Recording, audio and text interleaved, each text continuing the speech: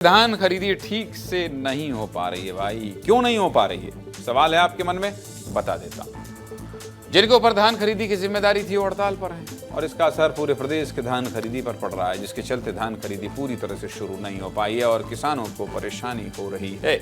और किसान जब परेशान होता है तो आपने देख ही लिया है कि देवास में हम क्या क्या करते हैं। छत्तीसगढ़ में 15 नवंबर से धान खरीदी जारी है। कुछ समितियों पर किसान अपने धान बेच रहे हैं और पहले दिन 19,464 क्विंटल धान खरीदी हुई है। लेकिन इन सब के बीच कर्मचारियों की हड़ताल एक बड़ी परेशानी बनी हुई है। धान खरीदी शुरू होने से पहले ही सहकारी समिति के कर्मचारी और कंप्यूटर ऑपरेटर हड़ताल पर बैठे हैं और 15 दिन बीत जाने के बाद भी कर्मचारियों का प्रदर्शन जारी है, जिसकी वजह से ज्यादातर समितियों में धान खरीदी प्रभावित हो गई।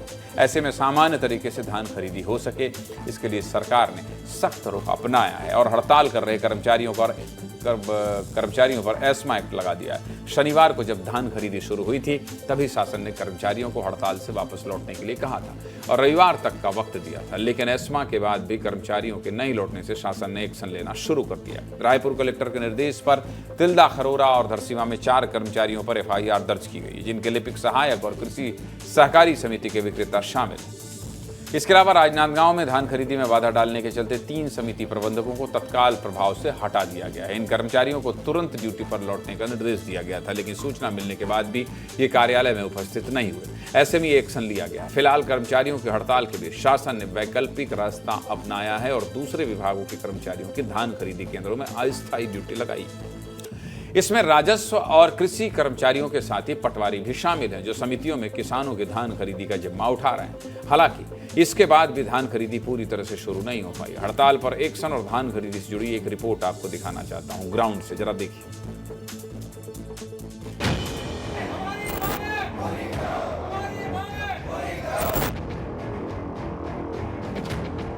छत्तीसगढ़ में जो है 15 नवंबर से धान खरीदी की शुरुआत हो चुकी है, लेकिन शनिवार और रविवार छुट्टी का दिन होने से जो है धान खरीदी जो है नहीं हो पाई। यहाँ टोकन कटाने के लिए आया था मैं और यहाँ कोई नहीं है अभी। प्रबंधक को आना चाहिए यहाँ पर, है ना, ऑपरेटर को भी आना चाहिए।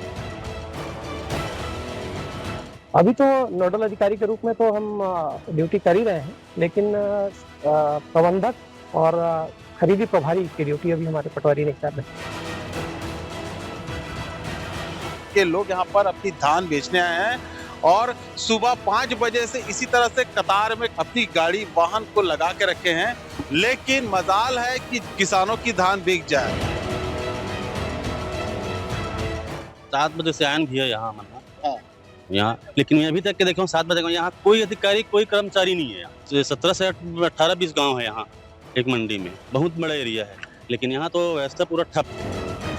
धान खरीदी केंद्र के जो समिति प्रबंधक हड़ताल में हैं, तो उनके खिलाफ हम लोगों ने 4 लोगों के खिलाफ एफआईआर की है, जिसमें 2 तिल्दा थाने में, 1 खरोरा थाने में और 1 धरसीवा थाने में।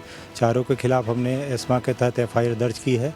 अब जिन केंद्रों में यदि कोई बाधा है या कोई बाधा करने का प्रयास करेगा तो उसके खिलाफ कार्रवाई भी हम लगातार कर रहे हैं। हड़ताल करने वालों के साथ प्रशासन धान तस्करों पर भी सख्त है और जगह जगह नाकेबंदी करके धान तस्करों पर कार्रवाई की जा रही है। राज्य के बॉर्डर पर चेक पोस्ट बनाए गए हैं और अवैध तरीके से सप्लाई किए जा रहे धान को जब्त किया जा रहा है।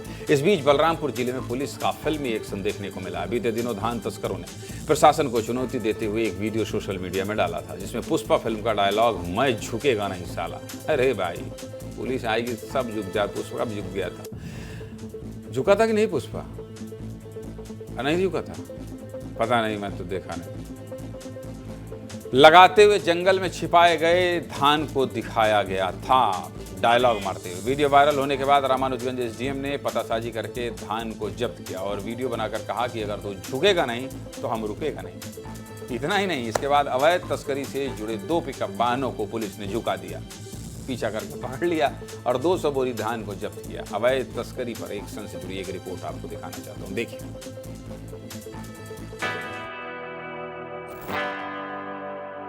यानी तुम झुकेगा नहीं तो हम रुकेगा नहीं सर।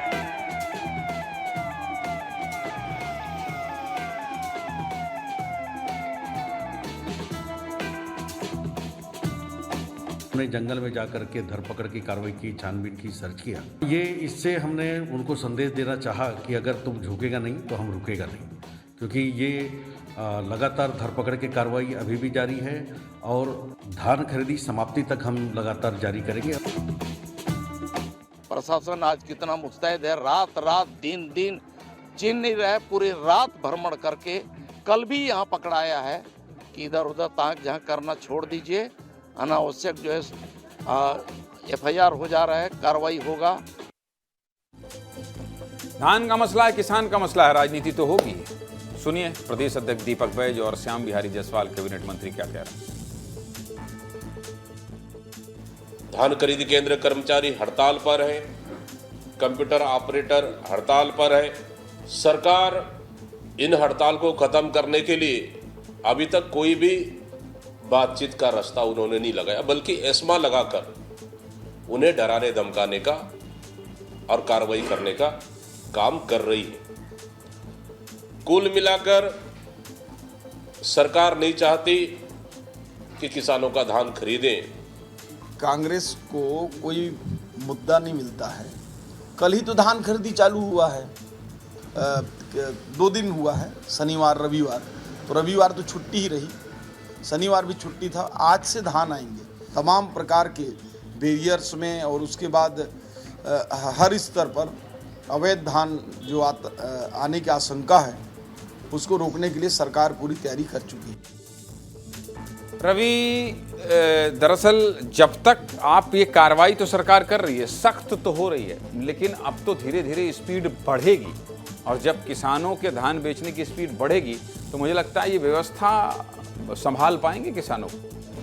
देखिए ज्ञानंद जी, छत्तीसगढ़ के किसानों के लिए बहुत ज़रूरी काम पिछले अगले 2 महीने के लिए यही होने वाला है, क्योंकि छत्तीसगढ़ के 25 लाख से ज़्यादा किसान धान बेचेंगे, और धान बेचना छत्तीसगढ़ के किसानों का सबसे बड़ा काम हो जाता है, क्योंकि इसी धान बेचकर जो पैसे मिलते हैं उसी पैसे से किसान अपने बच्चों की शादी करते हैं, अपने लिए नई गाड़ियाँ खरीदते हैं, अपने ज़रूरत के सामान खरीदते हैं, तो ये उनके लिए बहुत ज़रूरी कार्य है। लेकिन जो अधिकारी धान खरीदने का काम करते थे वो अधिकारी हड़ताल पर है। 15,000 से अधिक अधिकारी हैं जो हड़ताल पर है, जिसके कारण से धान खरीदी प्रभावित हो रही है। तो प्रशासन ने भी बड़ा एक्शन लेना शुरू कर दिया, उन पर FIR दर्ज किया जा रहा है, और एक जिले में नहीं कई जिलों में कार्रवाई शुरू हो गई है। तो मुझे लगता है कि आजकल में जो अधिकारी हड़ताल पर गए हैं वो जल्द से जल्द वापस लौट सकते हैं। अगर नहीं लौटेंगे तो वैकल्पिक व्यवस्था भी की गई है, पर सबसे ज़्यादा ज़रूरी है कि किसानों को परेशानी हो रही है, किसान परेशान हो रहे हैं, क्योंकि धान तो लेकर जा रहे हैं लेकिन खरीदने वाले अधिकारी ही मंडी पर नहीं है, तो धान कैसे बेचे किसान। तो आने वाले कुछ दिन बहुत महत्वपूर्ण होने वाले हैं छत्तीसगढ़ के किसानों के लिए, और जो अधिकारी हड़ताल पर गए हैं उनके लिए, क्योंकि अब कार्रवाई शुरू हो गई है। तो मुझे लगता है कि जल्द से जल्द सभी अधिकारी वापस लौट सकते हैं, क्योंकि किसानों का मामला है और किसान परेशान होंगे तो पूरा प्रदेश दुखी होगा। ज्ञानंद जी, निश्चित तौर पर आपने बहुत सही बात कही कि किसान परेशान होंगे तो प्रदेश दुखी होंगे, प्रदेश के लोग दुखी होंगे, अन्नदाता का मसला है। बहुत बहुत धन्यवाद। लेकिन हम लोग चेस करते रहेंगे इस खबर को रवि, जो भी समस्या होगी बताते रहेंगे, दिखाते रहेंगे। बहुत धन्यवाद आपका।